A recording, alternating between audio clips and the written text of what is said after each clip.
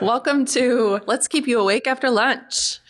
My name is Kim Olson. I am the moderator for this session. I hope you guys find the topic and the presentation beneficial. We have two very knowledgeable presenters to fill you with relevant and important knowledge today. Our first presenter is Dr. Patrick Fortney. Pat is currently an associate educator at the University of Cincinnati and has significant experience in our industry, not only in practice, but also in teaching and in research. He serves on various ASCE and AISC committees, including the AISC TCs and the Committee on Manuals. Our second presenter is Mr. John Hooper. John is a senior principal and the director of earthquake engineering at MKA in Seattle. He's an alum of Seattle University and Cal Berkeley with a couple of years of diverse design experience. He looks great for 30, right? You're awesome, Kim. He is the chair of ASCE 7 Seismic Subcommittee and a member of the ASCE Maine, the BSSC NEHR Provisions Update, and AIC TCs and COS. The PDH code for this session, as you can see on the screen, is 27744, and you can register your credit hours on the mobile app or at aisc.org/NASCCPDH. If everyone could take a quick second, take out your phones and silence them or turn them off, that would be greatly appreciated. And right now, I'm going to pass this over to Dr. Fortney.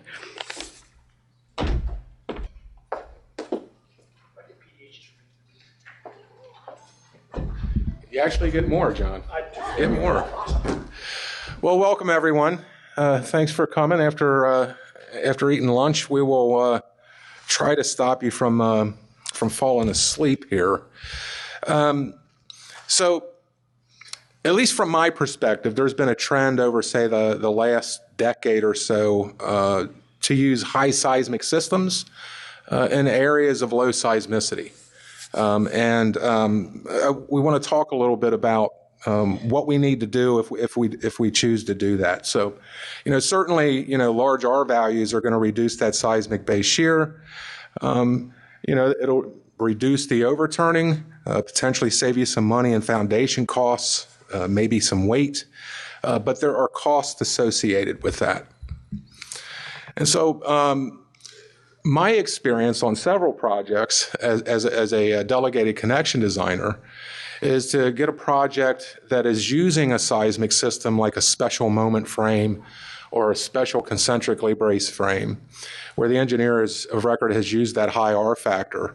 But then when it comes to actually designing the connections and fabricating and detailing, they say, well, it's not really seismic. I just used a large R value to get to reduce my base shear, so you don't have to worry about all that 341 stuff.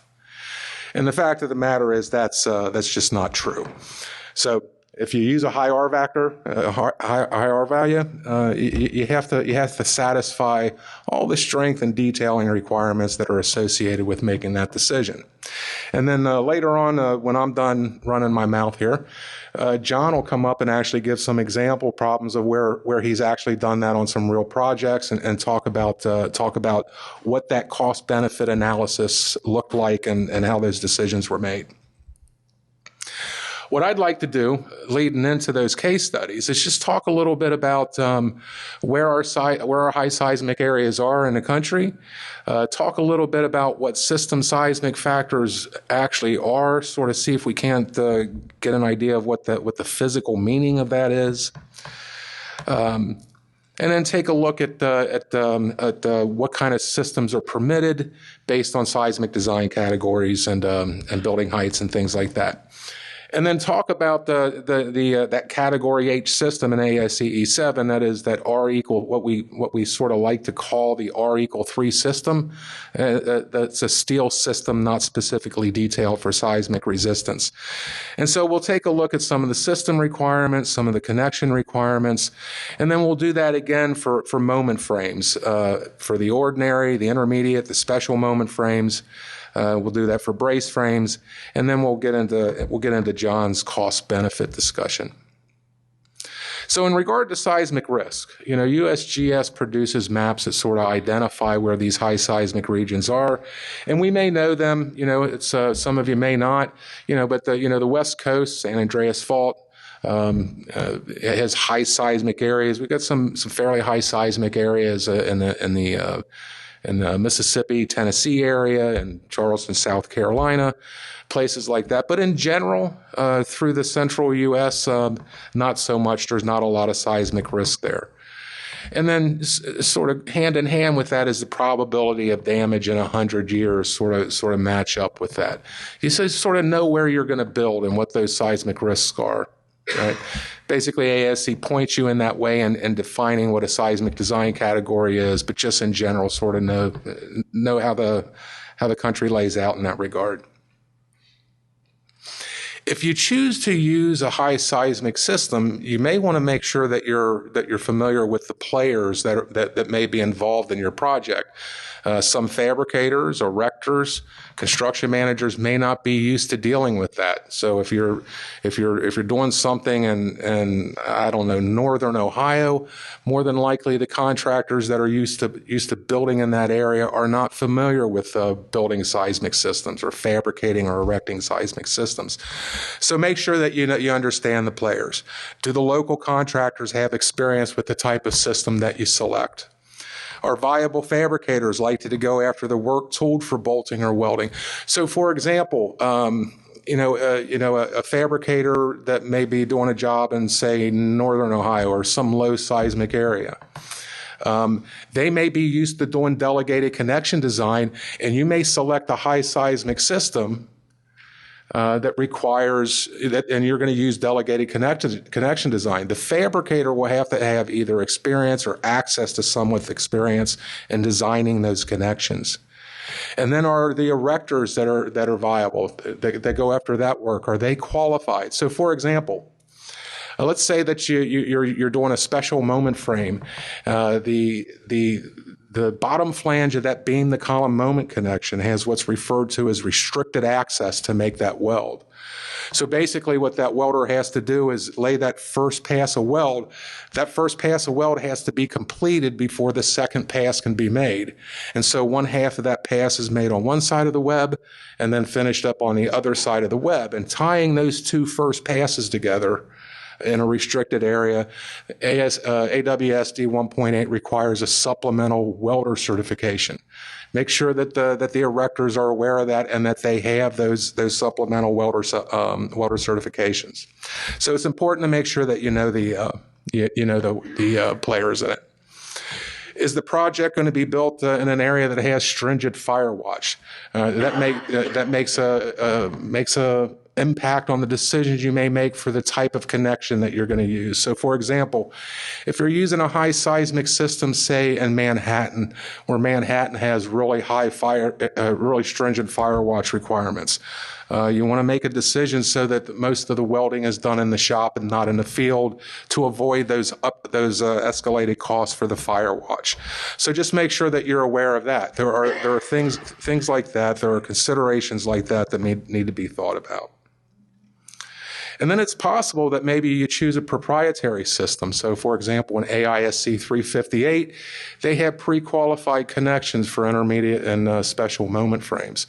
Some of those connections are proprietary. Do the erectors, the contractors, the fabricators have experience and the knowledge needed in order to pull off that proprietary system? So just a lot of considerations that you have to make sure that you take care of. All right.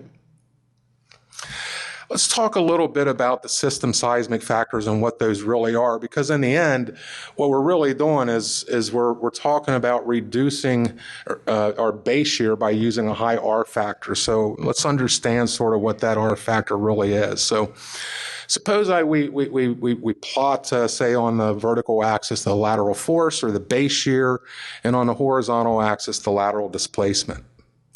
If we use the ELF procedure, the equivalent lateral force procedure, that procedure assumes that you've got a linear elastic response, right? But in actuality, the building actually is going to wind up forming mechanisms. It's going to wind up yielding. That's going to change the period of the structure and the way it behaves, and it's going to go nonlinear, right? And so the maximum base shear that particular building is able to resist, we're going to refer to that as the fully plastic base shear, so V sub Y. we're actually going to design for a base shear that's less than that. And the base shear that we design for is actually the ratio of that base shear associated with that event, the design-based earthquake, to the base shear that we're actually going to design for. That is the response modification factor. Okay.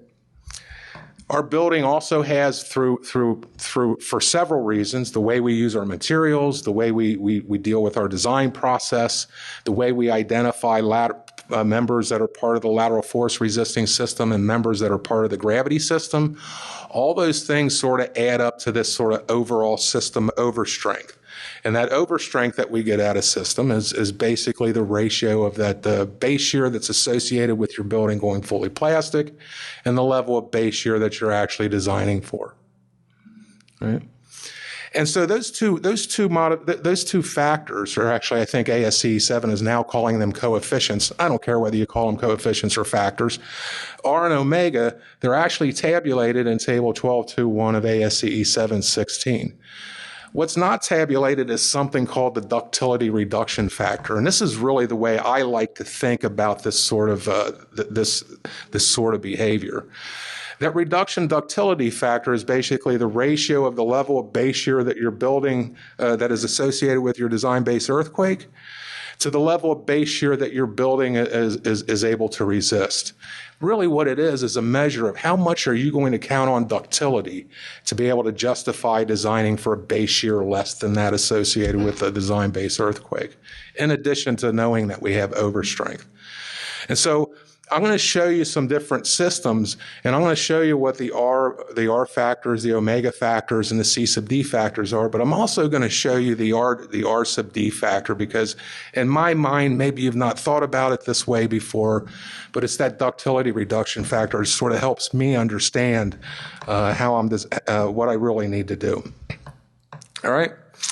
Also, keep in mind that some people, I get emails after I present something like this, and for example, they may think that V sub Y plus R sub D is equal to VE. That's just the way that I'm presenting it here. They're actually ratios of base shears. It's the ratios, all right? We also have based in ELF, we have these performance categories, these performance levels. That's changing a lot over the last decade, but basically we have three main ones. We have immediate occupancy, life safety, and collapse prevention. Most of our codes, AISC 360, 341, ACI 318, a little shout out there for concrete. Got some composite people in here. They're guided toward collapse prevention. We need to make sure that we recognize that. And then we do something with our R over importance factors to sort of count for that to get us up to the performance objective that we're looking for. All right, so I'm going to concentrate. There's many systems. Matter of fact, I haven't counted them up. I know there's 14 composite systems, 341. All right, so there's 14, which means that there's 70 systems in 341 that are not composite. So there's a lot of different systems. So I'm just going to talk about the brace frames, ordinary and special. There is no intermediate concentrically braced frame. The eccentrically braced frame and the ordinary, intermediate, and special moment frames. All right, and also note that I've also provided that R sub D factor in case you're interested in that. If what I said about how that sort of makes sense, and I'll try to hit on that a couple more times. All right, and so if you take a look at those system coefficients, so for example, I can use this data here. This is basically just, it gives me the levels of base shear that I'm dealing with for a particular system on that vertical axis. I'm not going to concentrate so much on the horizontal axis, but I can generate, if you will, say sort of pushover curves for each one of those systems that looks something like this. So for example, if I'm using what we lovingly call the R equal 3 system, or that ASCE 7H system, The R sub D factor is 1 there because the level of base shear at the design base earthquake to the level of base shear that we go plastic with, those are the same. And so that V sub E over V sub Y is equal to 1. And our curve may look something like that. Again, the numbers that I'm plotting on the vertical axis are good numbers. Those are solid numbers. What's happening on the vertical axis is I'm just taking liberty with, but they're really not that important, at least for this conversation. And so if I was to say, I'm going to, instead of using an R equal 3 system, I'm going to use, say, an ordinary concentrically braced frame that has an R factor of 3.25. With that reduction in base shear, you get about 7.7% reduction in base shear, all right? And so you can think of that as a benefit. Now, I don't know how much a 7.7% reduction in base shear is going to save you in weight or the overturning, the cost of the foundation. But I can tell you that what you're going to wind up having to do as far as the designing your connections is going to cost some money. And so, and again, John's going to talk about that cost to benefit relationship on real projects. I'm just sort of giving you an idea of what that benefit is. So if you choose to use an R equal 3.25, you're reducing your base shear by about 7.7%. Whether that gets you a benefit or not, that's a cost. If you were to look at a special concentrically braced frame, that has an R of 6. So now you're talking about a serious benefit here. Now you're getting a 50% reduction in your base shear. That's probably going to help you in regards to the cost of your foundation, how much overturning you have, and may help you on the way to your structure depending on whether or not that system was strength or stiffness controlled, right? But there's an analysis that needs to go on. But do understand that one of the benefits of making that decision is you get to reduce your base shear by about 50%. If we're looking at, say, an eccentrically braced frame, an eccentrically braced frame has an R factor of 8. It's got an overstrength of 2, and so you're actually getting about a 62.5% reduction in base shear. That's a fairly good savings. It's probably going to save you money on your foundation. Probably going to save you some money on weight if it's not stiffness controlled. Right? But there's a benefit there. But there's also a cost associated with that, and that is the level of detailing that needs to be provided for that link and the other in the way you track the loads. And I'll look at that briefly here in a couple more slides for all these systems. Maybe you choose to use an ordinary moment frame in lieu of an R equal 3 moment frame. An ordinary moment frame, by the way, ordinary. Be careful of that word ordinary. A lot of engineers use that word ordinary in their design criteria on S001, where they call a moment frame an ordinary moment frame, and then the R is equal to 3. The word ordinary has seismic implications. All right, ordinary means that you're using an R that's potentially greater than 3. So be careful with that word. But what that does is it gives you an R of 3.5. So you get about a 14% reduction in base shear. Maybe that helps you with the cost of your foundation, lightens up your steel. I don't know, but it's an analysis that needs to be done. All right. Suppose you want to use an intermediate moment frame. That'll give you a 33.3% reduction in your base shear. It's an R factor of 4.5. Maybe that helps. Maybe that that benefit actually leads to cost savings, but it's going to have to be evaluated. Similarly, the special moment frame, to the EBF has an R equal 8. It has an overstrength of 3, however, relative to the EBF that has an overstrength of 2, but you still get to reduce that base shear by 62.5%. That's certainly a benefit, but at the same time, there's a cost associated with that. You need to have qualified or pre-qualified moment connections. You have to take those mechanistic loads and transfer them through the system and down to the ground, things like that. And so that needs to be evaluated.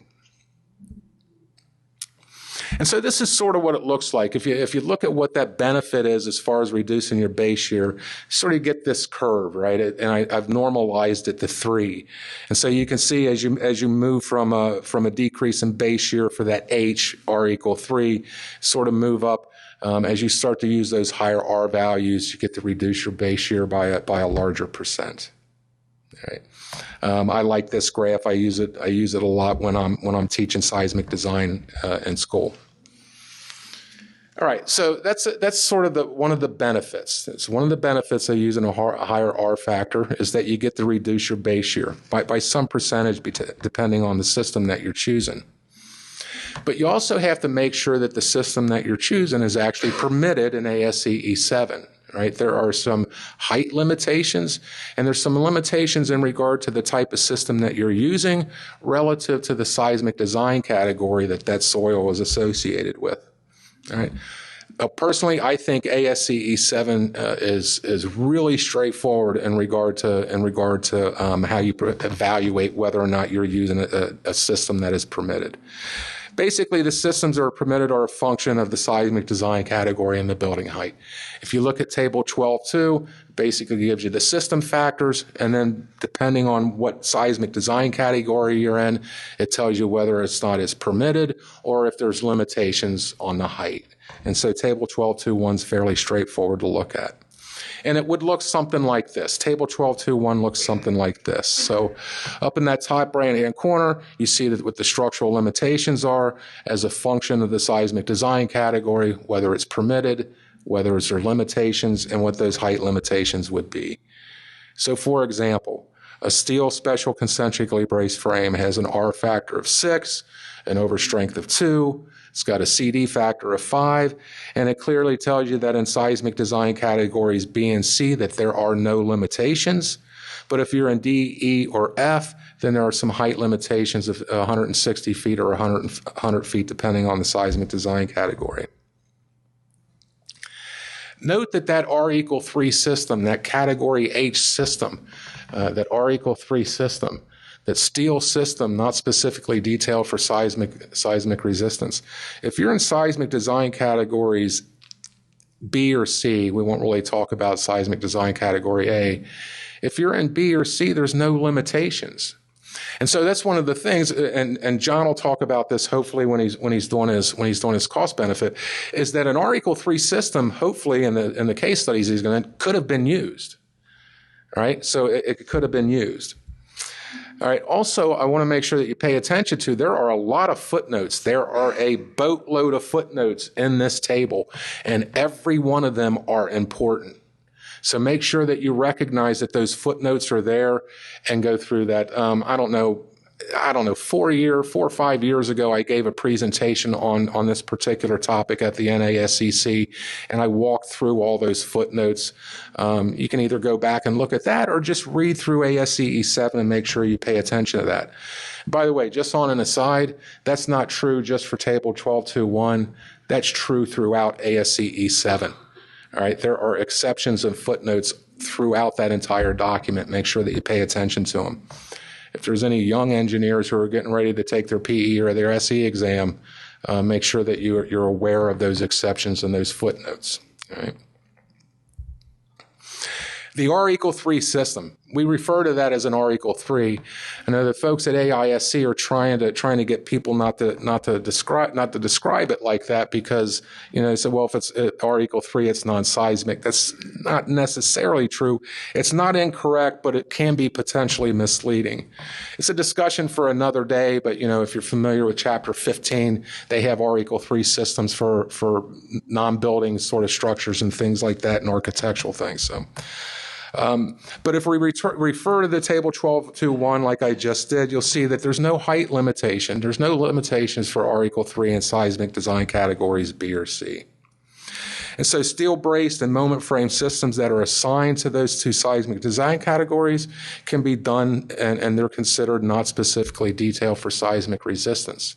They are not ordinary systems, right? Ordinary systems have R factors that are greater than 3. All right, so just be aware that if you're in seismic design categories B or C, an R equal 3 system that really is designed using AISC 360 and not 341 is probably the way to go. And again, John is going to give you some examples where he's actually been able to save his owners some money by doing something other than that. but he's also going to emphasize that you have to do that cost-benefit analysis to make sure that you're saving the owner some money. So let's take a look at some of the costs that are associated with. We looked at some of the benefits like reducing the base year and such. Let's take a look at, say, the brace frames that are available. So we've got the steel eccentrically braced frame, we've got the special concentrically, the ordinary concentrically, and then there's a buckling restraint system that have R factors that range from 3.25 to 8. All right. So let's take a look at the eccentrically braced frame. So it has the highest R factor. It has an R of 8. It's got an overstrength of 2. It's got a CD deflection amplification CD of 4. And basically it's expected to provide significant inelastic deformation capacity. So when you see those high R values, you can assume that you're going to have some fuse like the link in this case, you're going to have to expect that it's going to experience some significant inelastic deformation. And for the EBF, it's primarily through shear or flexural yielding of the link. And again, one of the benefits of using this system relative to using an R equal 3 system is you get about a 63% reduction in your base shear. All right. Remember, that's got a ductility reduction of 4. That is 4 times what the ductility reduction factor is for an R equal 3 system. And so if we look at some of the requirements that we need, sort of the costs, if you will, the beam to column joint, that end rotation has to either accommodate that rotation, or it's got to develop flexural strength of the beam or column, whichever is smaller. And so there's an impact on the design of that beam to column connection. The brace has to be seismically compact, and there's some more stringent slenderness requirements. So that seismic compactness and that slenderness requirement are more stringent in 341 than they are in 360. Column splices have to be done such that they develop either the flexural or shear strength of the smaller of the columns that make up that splice. The link is proportioned to be shear or flexure critical. That decision actually makes a difference in how loads are transferred through the rest of the frame. And it has protected zones that is basically the entire link. All right, and those protected zones have to be marked on the drawings. They have to be marked up by the fabricator. They have to be marked on the erection drawings. And you can't really have any welded attachments that are not approved work. Right, and I'll talk about what I mean by approved work in a minute. And also keep in mind that since 2010, there are things like shear studs and things like that are now permitted. Make sure that you pay attention to those exceptions that actually became very helpful in the 2010 seismic provisions. So those are some of the costs that would be associated with that would have to be evaluated and compared to what the benefit is by reducing the base shear. If we're looking at an SCBF, a special concentrically braced frame, it's got an R equals 6. It's got an overstrength of 2, a CD of 0.5, and it's expected to provide significant inelastic deformation capacity, and that's done primarily through yielding and tension and buckling in the braces. All right. Again, that's not a 62.5% reduction. That would be a 50%. That note there is wrong. There's a 50% reduction with an R equals 6 there. So sorry about that typo. So if we take a look at some of the things that we have to do with a special concentrically braced frame, again, we have that same requirement that we have on the beam to column connection that either is going to accommodate the rotation or develop the flexural strength of the beam or the column, whichever is smaller. And the seismic design manual actually has example problems on showing how to do that, by the way.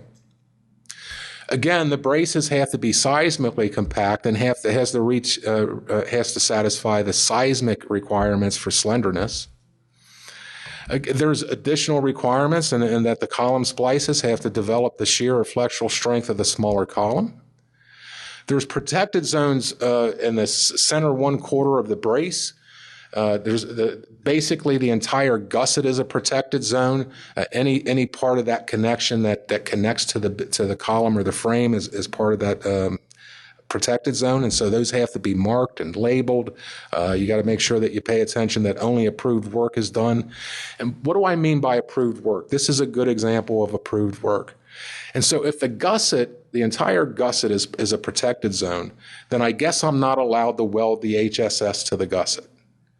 Well, you are. You're allowed to weld the HSS to the gusset. That is approved work. I've had this question asked. Can I put an erection hole in the end of the brace? And I can't do it because that's part of the protected zone. Yes, you can put an erection hole in the end of the brace. It's part of approved work. What would not be part of approved work is for an erector, say, to weld a clip angle to the face of the gusset plate to facilitate the lifting of something else. That's not approved work. It's a protected zone, and you can't do that. So that's what I mean by approved work. We have to do one or the other. We either have to make sure that connection can develop the flexural strength of the beam or the column, or we have to accommodate brace buckling. It's what we lovingly refer to as the 2T requirement. It's actually an exception, but it's actually the rule. So in the 341, it's an exception to the rule, but it is by far the most common way that we do this. Now, I'm showing a linear hinge line. You can use an elliptical hinge line, and there's other things that you can do to accommodate that brace buckling, but it's got to be done, and what that does is it makes the connection larger. It increases the size of the pull-off, which means it increases the size of the plate, and it changes the way the forces are distributed. As of the 2016 version of 341, the weld of the gusset to the beam, and if you're on the West Coast, the weld of the gusset to the beam and the gusset to the column, those welds, they've always been demand critical, but now they have to develop the contact area, the contact strength of that gusset.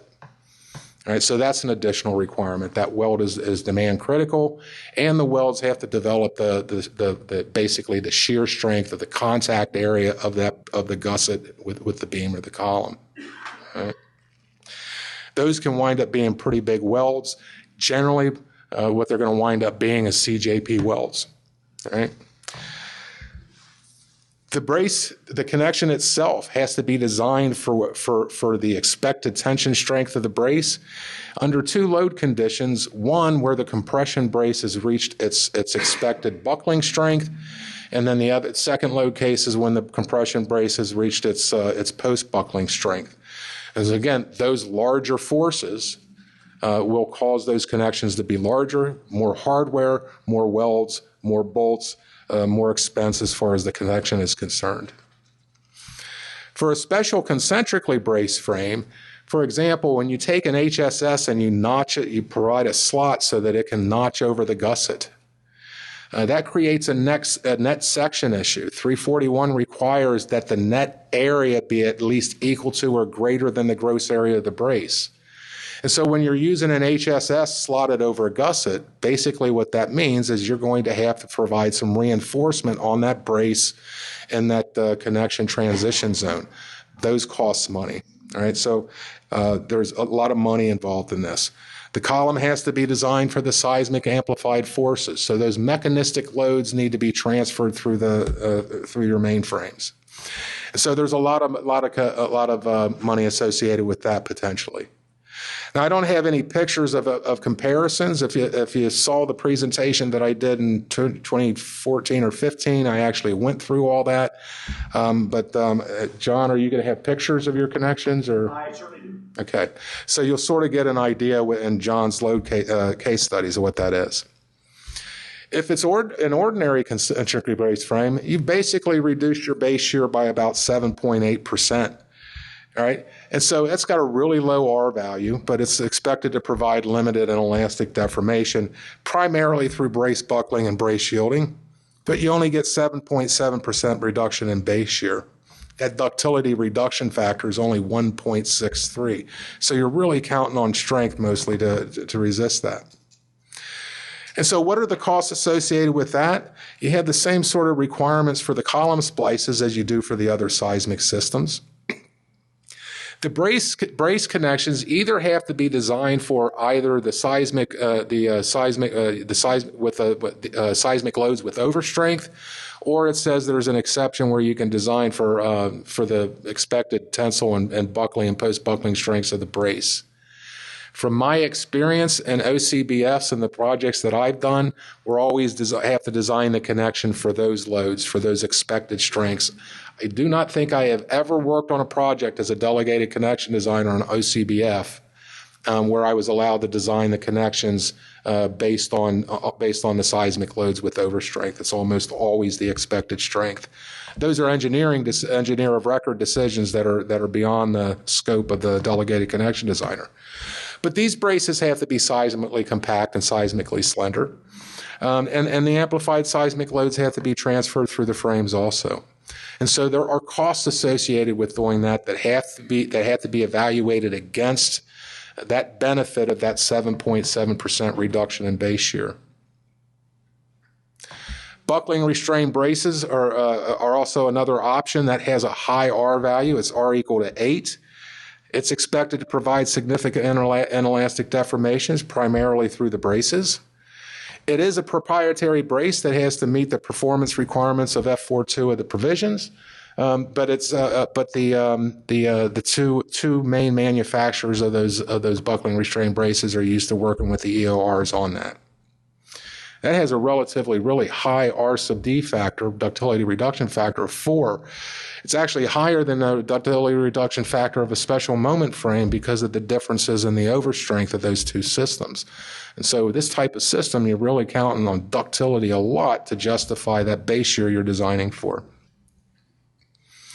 In regard to steel moment frames, we'll take a quick look at special moment frames, intermediate, and steel ordinary moment frames. Again, that word ordinary means something in seismic design. And those R factors range from R equal 8 to 4.5 to 3.5. And so, for example, if you were to take a look at, say, the special moment frame, whether you're in seismic design category B to F, there's no limitations in regard to height. If you're at the intermediate moment frame, there's no limitations in A and B, but now you've got some limitations in D. They're not permitted in E and F. And then if you're looking at the steel ordinary moment frame, there's no limitations in B or C, but they're not permitted in D, E, or F. Right? So that's evaluating whether or not that you can even use those systems. And SMF has an R value of 8. It's expected to provide significant inelastic deformation, and that's primarily through flexural yielding of the special moment frame beam.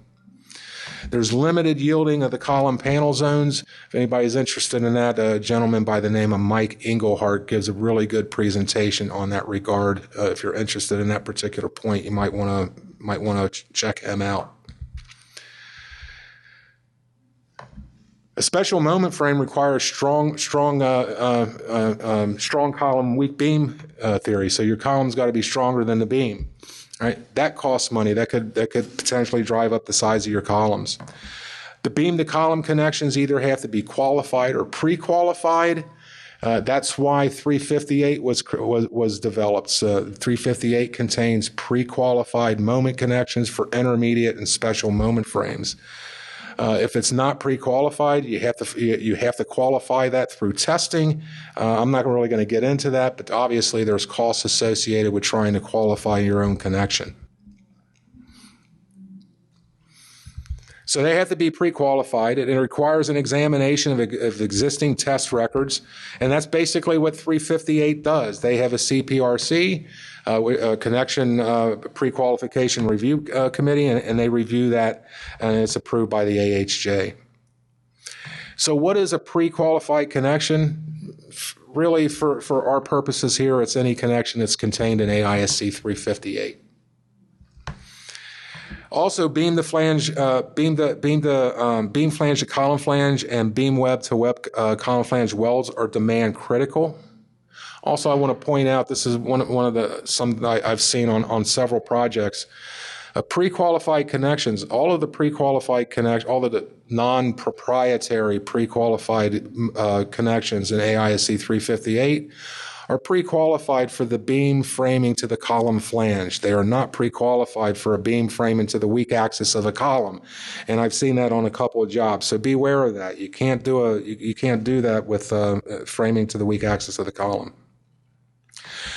But when you make those welds to the beam, the column, those welds are demand critical, which means that you're paying a little bit more for your filler material, your weld filler material, your consumables. All right. Some of that money is associated with the fact that there's additional tests that have to be made for demand critical welds. So just on an aside here, there's 3 types of welds that you're going to make in a seismic system. There's a weld that is generally made using the requirements in D1.1, and those are the welds that are used to weld together members that are not part of the lateral force resisting system. The second kind of weld that you're going to make is in a seismic system is a weld that is used in the seismic force resisting system, but it's not demand critical.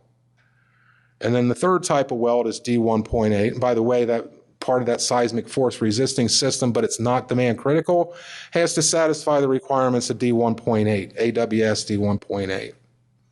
And then the third one is that demand critical weld that has to satisfy additional requirements of D1.8. Column to base plate welds are demand critical. Groove welds and column splices are demand critical.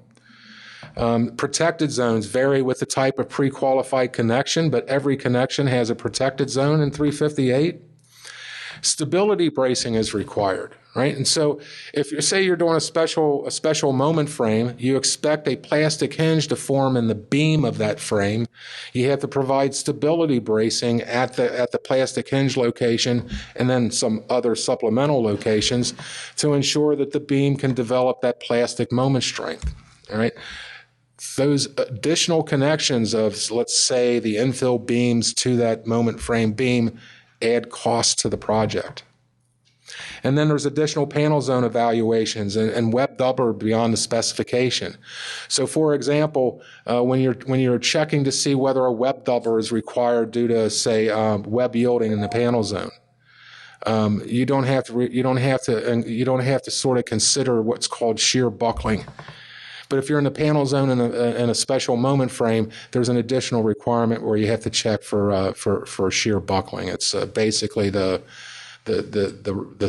sum of the size of the panel zone divided by 90, but it's an additional requirement. There's additional requirements for continuity plates beyond the specification. Now, I will say that in the 2016 version, those requirements have been relaxed, in my opinion, dramatically. So, for example, the thickness had to be at least as thick as the beam flange that was framing in. Now, if it's one-sided, it can be 50% of that beam thickness. If it's two-sided, it only needs to be 75%.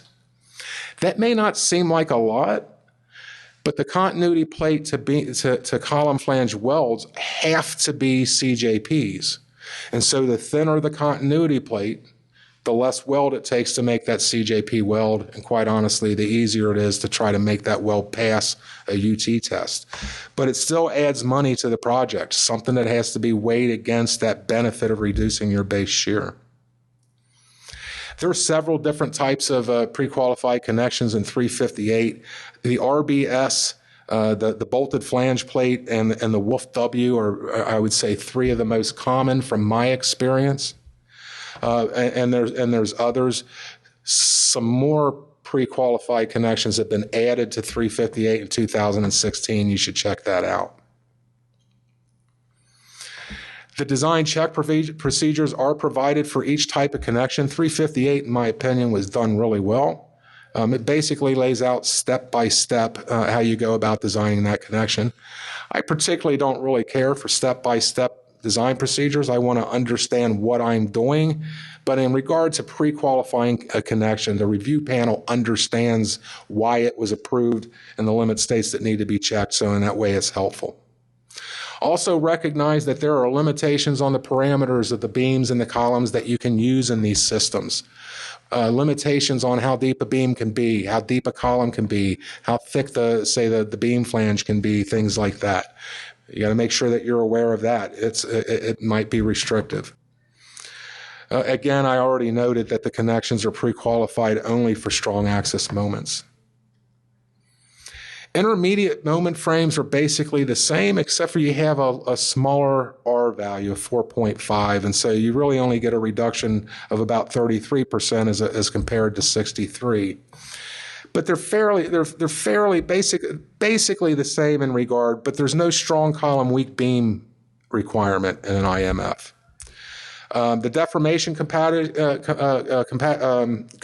compared to a SMF, an IMF under testing has to be able to go through 2% rotation without losing 20% of its peak strength. For a special moment frame, it has to be able to go out to 4% rotation at the same ratio of peak to final. An ordinary moment frame, you get R equal 3.5. Limited inelastic deformation through the members and connections. It's only a 14.3% reduction in base shear, but in my opinion, for that bang has a lot of cost associated with it, because that beam to column moment connection still has to be designed for the expected flexural strength of the beam, including accounting for strain hardening. And unlike, say, a bolted flange plate connection in a special moment frame, it's at 215, you may not have to reinforce that bolted connection. If you do a bolted connection in a IM or an OMF, you're probably going to be providing reinforcement. All right, and so that's just some of the ideas of how you would go about looking at what the benefits and the costs are associated with making that decision. And so with that, I'm going to turn it over to John. He's going to give you a couple case studies. Thanks for your time. Great job, Pat. I guess we'll handle questions when we're all done. We want to make sure we get through the material. I'd like to emphasize a couple of points that Pat was describing that it's really important. First of all, there are 84 seismic systems in ASCE 7. You're welcome. I've been the chair of that for over 10 years. There are more coming. We'll hit 90 before I step down. Really important about the fabricator erector experience or capability in choosing something that's not R equal 3 in low seismic. Because if they don't have the experience or they don't have the gumption to do it, it's a bad process to undertake. Again, confirm about all the footnotes and exceptions in ASCE 7. We're notorious for that. I do apologize. We're trying to clean that up. It won't be done under my watch. I won't be able to get there. And finally, emphasizing what Pat described, you have to follow the detailed requirements of anything greater than R equal 3 as he was just describing. It's in AISE 341. It's in ASCE 7. You can't call an R equals 6 or 8 and just say, I'm in low seismic, I'm okay. That doesn't work. I want to make sure you really clearly understand that. You buy all the stuff that goes with the system that Pat just did a fabulous job telling you the details of what that means. Okay, with that, here's who I am, John Hooper again. Here's a PDH code. I put it halfway through, just in case you want to write it down one more time. I have two examples. They're similar but different. And at the end, you'll see why I've chose them, I think. And these are both, I said, real projects, and they're both under construction. The first one is the Oklahoma City Convention Center. It's a very low seismic. Care about tornadoes and things, but not a big deal. Here's what it looks like from the air. It's this little thing in the middle. It's a very unique building, very important building for Oklahoma City. It's going to become the heart of their new downtown, vibrant situation. A couple of some details. 3 stories, 550,000 square feet. The exhibit hall is about 200,000 feet. Since we're in a convention center, you can appreciate what all this means. And typically these days, the amount of columns that you can touch the ground with are minimal. And so you think, there's too many columns in this convention center. We would never get away with that in a new convention center. There's too many columns. You got to do it in steel. Yeah, got to do it in steel. There's meeting room space like this that you can add more columns because they're broken up into various smaller sizes. And everyone wants a ballroom because everyone loves to dance. So we have those in this building. I need to give credit where credit is due. The architect was Populous, who does these all over the country. The builder is Flintco.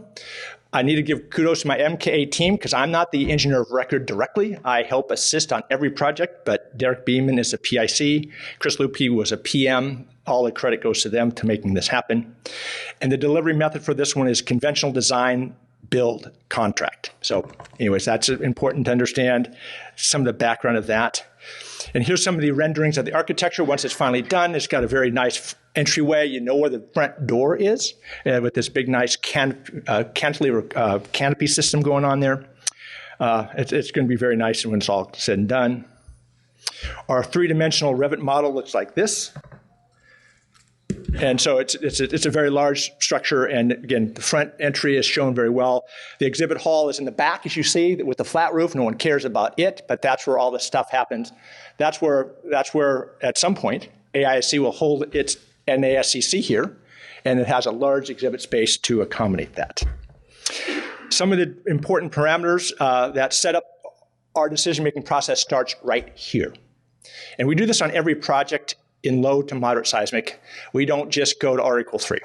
So first of all, it's site class B, which means it's on good dirt. And that really makes a difference. That means seismic amplification factors is low. So even in your low seismic, if you're on bad soil and low seismic, your seismic demands actually go up quite a bit. I'm not sure how many of you have seen that. If you're on site class D or E, those demands can get quite high. And so be aware of all that. The seismic design category B, and as Pat showed in his slide, it's low seismic hazard, so low seismic hazard risk. So that gives us a lot of opportunity to do different options and think about different things. And given it's a convention center, it's risk category 3 because we have a lot of people in the building. So it's over the 5, it's a public assembly building space. So we're stuck with an increase in demand for both wind and seismic, given that's R = 3. Okay, so what were our options going in? What were we thinking about? We're located in Seattle, so almost all the work that I do, since I'm the director of earthquake engineering, is high seismic, so we come at it from that bias. But when we go to low seismic, we don't always just take it and not think about R = 3. We look at the whole opportunities, the whole spectrum of systems. So we looked at R = 3. We looked at the OCBF that was described, and SCBF, R = 6. You'll see some dirty words in here called concrete, because every convention center that we do has some concrete. Okay, this is the way they get laid out. I'll explain why. So we're looking where the shear walls would be placed, R = 2, detailed plain. That's like concrete with like no rebar in it. Ordinary concrete shear walls, R = 5. These become very important numbers to think about. And special concrete shear walls, R = 6. So it's really interesting. There's not a big gap between ordinary and special concrete shear walls. I think there's a mistake there, but I'm not going to fix that now. I do want to go on the record, and the last point is deep foundations. Okay, this is a key point to project to think about in dealing with the cost-benefit thought process. Drill concrete piers and shafts to get to the good dirt. As Pat was describing the different pushover curves and how much reserve capacity and capability the different steel systems have. Given my background in seismic, if I think seismic is important at all, personally, I don't like R = 3 if seismic is important because it has 0. The R sub D is 1. However, if you're thinking in your low seismic or even moderate seismic, the chance of that being needed is minimal. And so that's why I feel comfortable potentially selecting it in those situations, but it has very little reserve. Be aware of that. So it's hard for me as a earthquake engineering kind of guy to go to R = 3 route, but that's my background and that's my kind of weirdness that I sit over here. But so we do still think about that and we still allow that to happen. Okay, given that, here is the floor plan or the footprint of the building, just kind of a generic footprint. You can see the front of house is at the very bottom. That's where the entry is with all the cool canopies and storefronts, et cetera. The exhibit space is up the upper portion of the building, and that is to be as column-free, as I said, as possible. Very few touches because we want to bring in those really cool machines that Petting House and all those guys have into this convention center. So the key point here is we're really limited as where we can put the seismic system or the wind system. And so take a look at that, and you can say, well, where are the elevators and stairs? We know those are going to be hard places, so they're actually located. Is this going to work? Do we have I didn't bring my pointer, but anyways, Pat's going to give me his pointer. Appreciate it, buddy. I'll try to remember my next slide. There you go. Top button, okay. So this is the front of the house, and there's elevators and stairs and escalators over here. This is the column-free zone in here, and this is the back of house for the convention center. They always loading docks and all that stuff in the back. So our first thought was, where can we actually put stuff that the architect would allow us to do it, given the program? And so we have the two spots up here. Up at this zone here, we're going to actually go with braced frames because that actually fits the program well for things coming in and out, et cetera. Down here, it made sense to actually go with concrete shear walls because they needed the fire rating for the stairs and elevators, so you get two bangs for the buck. So we think about multiple materials. I know it's blasphemy, but we do think about that in situations like this. So we kind of looked at the balance of that. Then the question becomes, what systems of those types I showed before do we look at? We look at all of them. We look at the R equal 3 to the R equal 6. Given the fact that we are shear walls, we want to have similar stiffnesses between a steel and concrete. Concrete shear walls are actually stiffer than even a steel brace frame, but a steel moment frame would make no sense here because it's way too soft. So we want to keep it as close to the same sort of stiffness as we can. And given the fact that if you have two different systems in the same direction, ASC 7 says you have to use the lesser of the two R factors. So I'm not going to choose an R equal 3.25 for an OCBF if I'm going to use an R equal 6 shear wall. I want them to be balanced. So what we ended up choosing was special concentrically braced frames for the braces at the top and special concrete shear walls for the shear walls down below. So we're doing two things here. We're buying the requirements in AISC 341 for the brace frames. So you're paying for that cost. You have to understand that up front. Doing the same thing for the special concrete shear wall. You have to follow the detailing provisions of ACI 318 in that. But what you need to do first before you think this is a good idea, in ACI, if your stresses are low and you still have an R equals 6, you don't have to put a lot of ductility into the wall. You don't have to put in boundary elements unless they're required because you pass a certain stress limitation. So and this is weird because AIC has very much more rigorous special detailing. ACI has less rigorous if your stresses are low. It's built into the process. Since we know that, we look at how much stress is in the concrete shear wall, not much. So we're getting essentially a special shear wall R factor of 6, given maybe an intermediate most shear wall detailing rebar configuration. So we're not paying for a lot more for the concrete shear wall, and I get my R equals 6. Good for AIC for doing it better than ACI, in my humble opinion, but that's what we look at in taking advantage of it. And why do I feel good about that? I'm in seismic design category B. So the chance of earthquakes of any significant shaking, I use the word, thank you very much, Brent, from his presentation this morning, is going to be low, and so we're not too worried about that. So here it is in this, we chose R equals 6. We actually used the elliptical one on this one because we felt that would give us a most efficient gusset plate. I'll show that detail in a minute. And again, the special concrete shear wall shown here. And a section through this building looks like this. The front of house is over here with the big canopies and nice entryway. Here's our big long span trusses.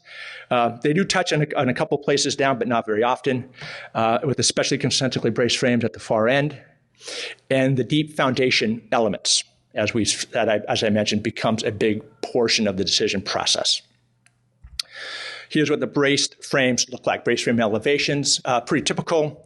A word of note, and this is perhaps as good a place as any to describe it, is that, as you know, as what Pat just described, we have to size the connections for either tension or compression, but tension always governs. And if the longer the brace you have, the larger the connection force will be because the brace is sized for compression. That's a critical limit state for its selection of the HSS or whatever you use. But the connection is based upon the tension. So that ratio can be a large factor of 2.5 or 3. And so you have to understand that going in to do the quick math that we do in about a week's worth of time to make a decision. We have to weigh all that together and make a decision and go with it moving forward. So the sizing of the brace versus its connection force factor, I'll talk about that in a minute, is really important. Okay, and so bear that in mind. Another brace frame, typical, looks like this. So nothing substantial here. As a way of configuration, nothing unique. Very simple, two-story X's type of configuration we find to be fairly effective. Here are the resulting connecting demands for R equals 6. As I just said, the brace size is based upon the compression capacity. Connection, typically controlled, almost always with us, is a brace tension. If we did the R=3 brace frame, this is the calculation we do. The connection is based upon the analysis results, right? You pull them right out of your software and do that calculation. So this connection factor ranges between 1.5 to 2.5 times the connection force between the SCBF and the R=3. So everything being equal, your plate has to be bigger just because of that. Now, since we've done these projects, another way to go, which would help reduce this connection factor range, because of these braces are fairly long typically, is go to BRBF, go to buckling restrained brace frame. The tension and compression capacities of those are actually stronger in compression than in tension. So that connection factor would actually go down to 1.25 to 1.5. So you'd actually do better with a BRBF than what I'm showing here. We didn't do it on this project. We're just a little bit afraid to introduce that into a low seismic hazard location because BRBFs are thought about to be high seismic. But we will in the future because that's a more economical approach to go, even over SCBFs, in our opinion. Here's what our details look like. Here's where the braces are coming in to a beam at the intermediate point, the two double-story X's coming in. Again, the elliptical approach was used, so you don't see that 2T offset. So we just followed the requirements, the size of gusset, based upon the plate can buckle, but we use the elliptical approach, and it affects the entire detail, including the welding requirements, sizing, etc. And here's a detail looking at the corner as a brace is connected to the strong axis of a column. We have a whole 2 or 3 sheets of this. I just wanted to let you know that this is what it looks like. On this one, we did all the detailing ourselves. We didn't delegate this design. We want to control it because it's new to Oklahoma City, and we wanted to make sure that our information was conveyed, and that's the way we did this. We don't do that all the time in central and eastern U.S., but in this case, we did. Here is the foundation. It's really hard to see, but I'll just point out to you all the foundations. The front of the house, the shear walls are right in here, if you recall. And there's a lot of piles right underneath that. That's important because the piles are what help govern our decision-making process because they're directly related to the base shear and overturning moments that you design for. And up here again were the SCBF braces up in here. Again, the foundations throughout that directed us what we did. The other math we do up front is very simple. It is as simple as, I think maybe a kid right out of school could do this probably faster than I could, is what is the base shears? Okay, this was a SE7-10. The wind base shear in the X direction, which is the narrow direction, is 900 kips, but in the Y direction is 1,400 kips. Okay, big numbers. If I choose an R=6 system, my base shear is 1,200 kips in both directions. Stiff system both directions, it's about comparable to the wind. If I chose an R=3 system, I would double my base shear. And I would increase my foundation cost and my diaphragm cost accordingly. So what we look at is very simple, guys, is what is a base shear comparison between wind and seismic. The overturning moments don't vary too much between them because these are typically low-rise buildings that this is most effective on. Actually, the taller the building, the more the wind overturning will govern and be an additional contributor to the design cost side. But in this case, what drove us is the 2,400 kips R=3 compared to what I could get away with is 1,400 for wind. And that's what drove the process for us to think about and going down the path of doing some studies to describe the approach that we should take. Foundation considerations are simple. Lateral resistance is provided directly by these drilled concrete shafts and piers. Had this been a mat on foundation, it would have been a lesser number because we could use friction of the mat or grade beams against the soil, et cetera, but we didn't have that luxury in this condition. And there's obviously a correlation between the base shear and the number of piles, and effectively it affects the foundation costs. The diaphragm considerations are less, given that it's not very much demand. We were using composite concrete on steel deck diaphragms. Had these been horizontal trusses, that cost would have been more substantial, but this project required the concrete floors for other reasons, mainly acoustical, to make sure we had separation between the noise, between the levels, because it's very important. So in this case, the cost increase for the diaphragms was minor. So we do this in a week or two. This is all we get to figure this out. Our estimated cost savings going to R=6 from R=3 was about $500,000 to $750,000, all in, with the increase for the steel side. Again, the wind demand, foundations, and to a very minor degree, the diaphragms. So that's example number one, okay? Let's go to example number two. It's going to have a similar flavor, and I'll tell you why at the end of my presentation, so you have to stay for the entire time. This is the Javits Convention Center in New York City on Manhattan. It's located right, oops, I got to go to the next slide. It's located right here. There's a green spot here. Ground zero is up here where the Freedom Tower now sits. So it's on the west side. We're extending the current Javits Convention Center significantly. Again, it's under construction. It's been under construction for about a year and a half. It's a 7-story, 1.2 million square foot expansion. So it's a pretty big move on their part. Maybe ASE can go to New York at some point. Exhibit space, 900,000 square feet. Meeting space is 45,000. And the ballroom, they'd like to dance more in Manhattan, apparently, than they do in Oklahoma City. More space.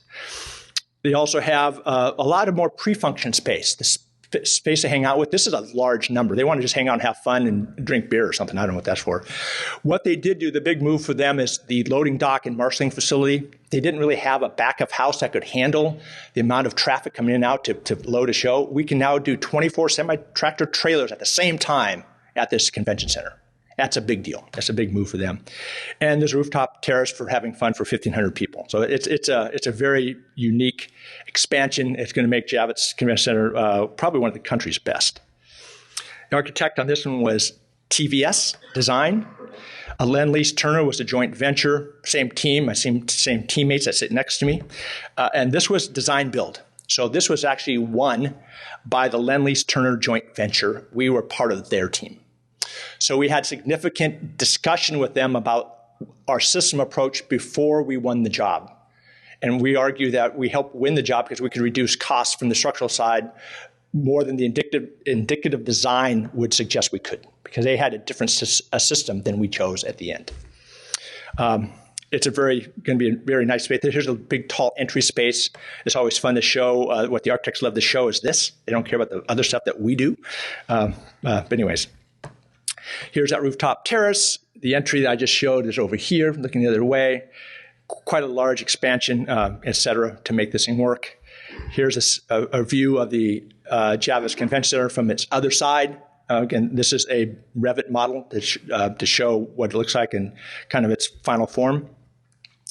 So what is this building? What is it doing? Here's its parameters. Site class E, the soil sucks. Okay, this is a bad thing. Those amplification factors for seismic are a big deal. You take your basic S sub S and S sub 1, you increase them by a factor of about 2 because you're in site class E soils. And that really affects your seismic demand. So it becomes a big deal in New York City. The fact that you have to go down to find the rock. Everything's on rock in Manhattan. You got to go find it. The seismic design category is C, so it's higher than Oklahoma City. So it's a moderate seismic hazard site.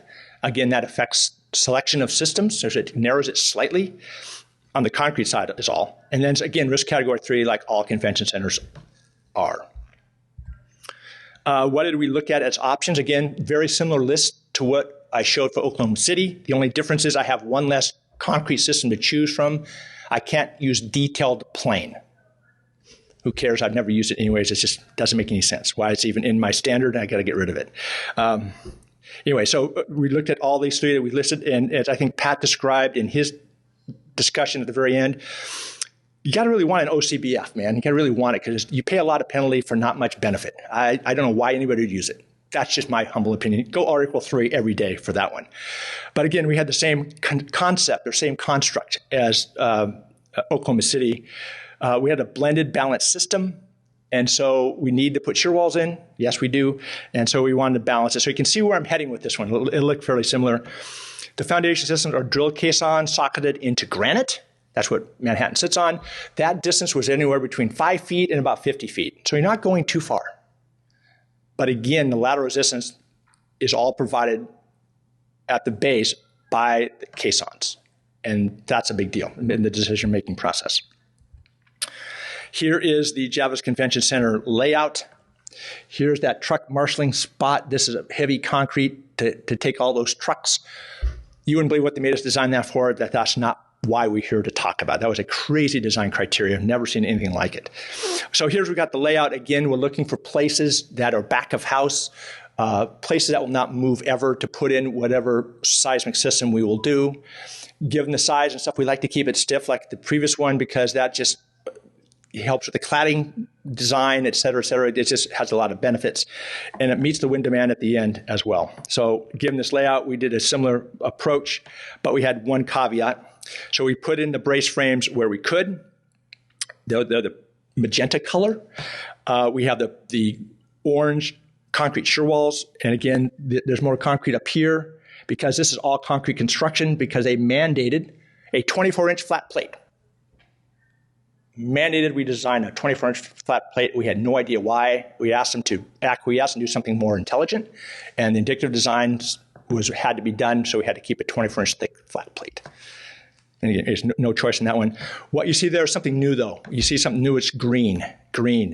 Those are elastic design lateral elements. When you do long span anything, whether it's arenas, sports, aviation, airports, what happens when you have a truss that spans and connects two diaphragms? And how is that not part of your lateral force resistance system? How do you think about that? So this is a sidebar to the overall talk. How we handle it in our firm is that we say that's not part of the fuse. That's not part of my R factor. The fuse has to come from the other elements in my system. In this case, the brace frames or the shear walls. And we design those elastic trusses by taking whatever earthquake demand they see based upon their stiffness and increasing that by a mega zero. And that's how we do it. We don't, unless you separate the trusses, you have no choice. They're in the model, they have a stiffness, and that's how we elect to do it. And we do this all over the country, whether it's high seismic or low seismic. I just want to explain this, how we handle this. You can do it other ways. So we have to deal with that process as well. So that affects the price point as well when you're dealing with long span trusses that interconnect two floors. So we chose the same approach as Oklahoma City. Maybe we're getting redundant. Maybe we had to be more, as we heard this morning, we had to be more, what's the word he used? Counter, whatever. So anyways, we did special concentric brace frames, special concrete shear walls with these elastically designed, we call lateral elements, but they're just gravity trusses taking all the loads. And those gravity trusses are generally controlled by vibration, not strength, which is interesting. Again, here's the final scenario, if you will, of selection. SCBF R equals 6. Special concrete walls R equal 6 as well. Again, because AIC requires us to take the lesser of the two, let's make them the same.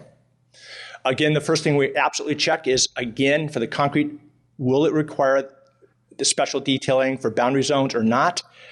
Based on the stress that they take. In this case, they still didn't need it. We had enough shear wall length, so it didn't tip that point, so that the detailing, the cost of this concrete shear walls is only a minor uptick from an ordinary concrete shear wall. So that's a really key decision point on process. These are projects that use a combined system. Here's a section through the building. You can see these long span trusses in green. I want to emphasize those again. Again, that's not where the fuse is happening. That's an elastic response. We're assuming the ductility comes out of the the orange or magenta colors that you see on the slide, which are the shear walls and SCBFs, which are designed with the detailing to be special in both cases. Given that, you see the trusses again, the SCBFs, really long braces. Again, that really can affect the costs and how that affects the overall final cost benefit calculation that we make up front. And here's another one that actually just X within the soy height of the brace, et cetera. I will have the same slide as I had last time, looking at the connection demands. Again, the calculation we do up front to see what kind of premium we're paying on the connection. Again, on this one, we had the benefit of having a contractor on board, so we had this dialogue with them to make sure that they would be okay with the premium and what that cost increment would be, to make sure that they could take that into account. So having a design build, being a part of that team and having the fabricator director there to provide direct feedback was huge. It makes that decision process much, much easier. So same idea. In this case, overall, the connection factor between R equals 6 and R equals 3 was 1 to 2. It was less than the other one because even though I had a couple long braces, they were stocky braces anyways because the demands for the wind and seismic are higher on this project than they were for Oklahoma City. So we're paying a premium, but not an over premium, if you will. In this case, they want to go with bolted SCBF connections you see here. We're using the 2T offset approach to the out-of-plane buckling of the SCBF. You see that fold line there. Again, feedback from the contractor, fabricator, erector team that said, we don't want to do the welded, we want to use this approach. And so we were able to go through this. We had more than 2 weeks to do this one. We had about 4 weeks. The design build schedule was incredibly tight. We had to have foundations out within 3 months of starting the design. The foundations had to be done in 3 months, which is crazy for a project this size. And there we go, the gusset design and detail that we use for the corner condition. Again, fairly standard stuff with all the different requirements that Pat had described about protected zones and demand critical welds with the gusset to the beams and columns, et cetera, et cetera. Again, nothing unique here, but they were able to be very comfortable in New York to pull off an SCBF type detailing. So they were willing and able to do that. Here is the foundation layout, again, in a similar way. Here's the big loading dock truck marshaling area over here, essentially all concrete. This is our steel building over here. Again, you see caissons were only wherever you need them. It's 1-for-1. Each column gets one big caisson, essentially, with different diameters. And like I said, rock socketed into the granite below. And so the demand and the size of that caisson was governed under the brace frame and shear walls by the lateral load on them. So given that, what are the resulting base shears? Again, much higher demands, if you will. The wind directions were 6,800 kips in one and 3,500 kips in the other for the wind side. We go R equals 6, we're down to 7,300, just slightly over the wind. So that looks like a good balance, but if we did R equals 3, we would double the wind demands. You're doubling the foundation design, not quite, but you're increasing foundation costs quite a bit just from that. So this was even an easier decision to go R equals 6 because the base shear was driving foundation costs dramatically. And so the decision and process, given input from our contractor team, was pretty straightforward. As I mentioned, the lateral resistance provided only by the drill caissons because the soil right near the surface is bad. You get nothing out of it. And the foundation cost was directly related to that. And another thing we don't want to forget about, again, as I mentioned in the previous one, is diaphragms matter. In this case, it was kind of a minor to moderate increase because of the dimensions of the slabs that got affected. We had to put in cord steel and collector steel, et cetera. And in seismic design category C, you have to increase your collectors by a mega. So that helped increase the cost of the diaphragm as well. So that is a player you have to think about if you're in seismic design category C. Diaphragm costs can kind of sneak up on you if you don't think about them early. So you want to think about that and what the cost ramifications would be. The savings on this at the get-go was $1 to $1.5 million going this route, all in.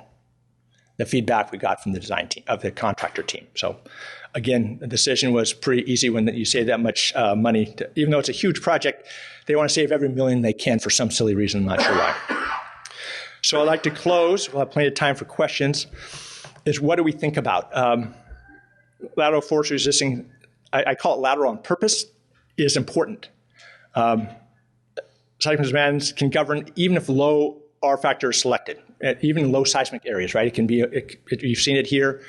I'm not sure if you've looked at those calculations in your own work in detail that we try to see what way we should go.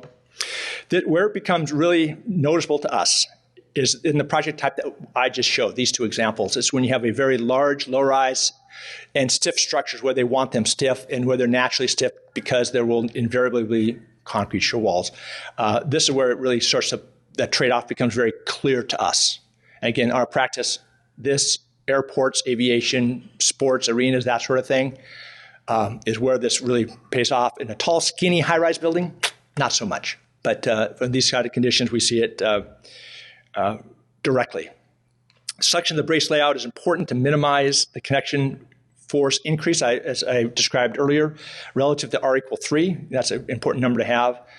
And as I mentioned at the outset here, thinking upfront to a BRB, even reduce that even more. You don't get the benefit of R equal 8 unless it's all R equal 8. If you can get away with all steel all the time, we tried, but we're not always successful.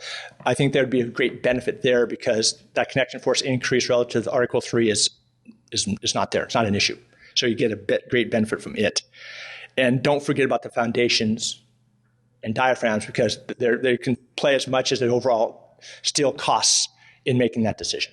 It's not just about the steel when the final numbers come in, it's about the project cost relative to the structural system selection. With that, I'm finished. Why don't we come up and maybe we can answer any questions that you have for Pat and I. The PDH code is shown on the slide. So what do you got for us? Yeah. Currently, AIC 358 doesn't have any pre-qualified connections for HSS sections other than that proprietary connection. Do you have any recommendation on how to use an HSS column connected like with a bolt connection or something? Yeah. In a special moment frame? Or IMF, either. Well, IMF or SMF, you're going to have to get it qualified. Yep. To get it qualified means you got to satisfy the requirements of the performance. Yep. Nope. No. Maybe the HSS people could get together to do some testing. And I'm actually serious. I'd love to use HSS, IMFs, and FSM at some point. Yes. I think we all would benefit from that. Yes, I'm looking at you. You know what I'm looking at. But for those of you who don't know, our moderator works for an HSS producer. So Yes, yeah. She loves that question. So. Yeah. And I just wanted her to spend money on testing. That's all. Yeah. Anybody else? Yes, sir. So if we look at the cost of the connections from R=3 system to the special concentric, on a convention center where you get such tall, long braces, and the connection force is going up as a function of area, and your area has to increase significantly. How did you calculate the cost ratio between an R=3 and the Yeah, well, when I mentioned that connection force factor, that's a direct size of your connection right there. And so then you need to take that and add to it all this additional criteria that Pat was showing about and I showed in my details the offset of the W2T dimension, how big that gusset needs to be, all the weld requirements, the demand critical welding, all that is factored in, but you need to factor that in. Yeah, I want to point out, if you look at the elevations that John showed for both projects, he had basically what I call two-story X's. Yep. In the upper stories, the braces were relatively short, which means that the compression capacity is fairly equal to the tensile capacity. And so that'll put you to a ratio of close to 1. I don't know how you got 1.0, but close to 1. I round down. You round down. For the ones that were below, though, we had fairly long braces there where there's a big difference between tension and compression. And so my guess is, John, that between the two of those is what made that for you. Yeah, you got to look at each one, and you got to do a quick calculation, depending on how much time you have to make a system decision, whether it's 2 weeks or we had 4 to 6 weeks on the other one. You have to do your best job at making that calculation. Okay. Yeah, it's not. It have to be 2. Is it twice as much? That's just a force. And then there's more too in the connection as well. That's a force increase in demand. If you look at a detail, if the force is 1-to-1, you'll pay more for an SCBF connection than you would for an R=3. So the cost is more. I'd say that was a force increase, not a cost increase. Okay, that makes sense. That was a force. I want to differentiate between the two. That's a great question, Brent. I appreciate that. What else you guys got? Anybody else? Wow, we were that good, huh? Okay, just kidding. So we answered all of your questions. All right. Thank you very much. Thank you for your time.